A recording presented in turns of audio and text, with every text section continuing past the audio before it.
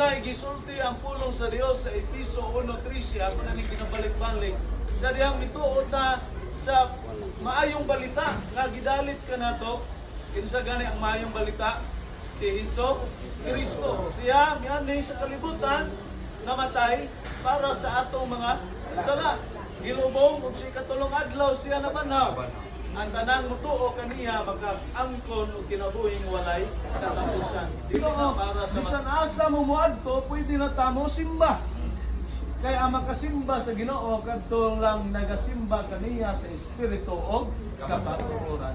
Now naitabo karon nga nahimo natang anak sa Dios, na gisulti si Pablo nga dili kanta gitawag sa Dios, kundi nahimo pagitang templo sa Dios.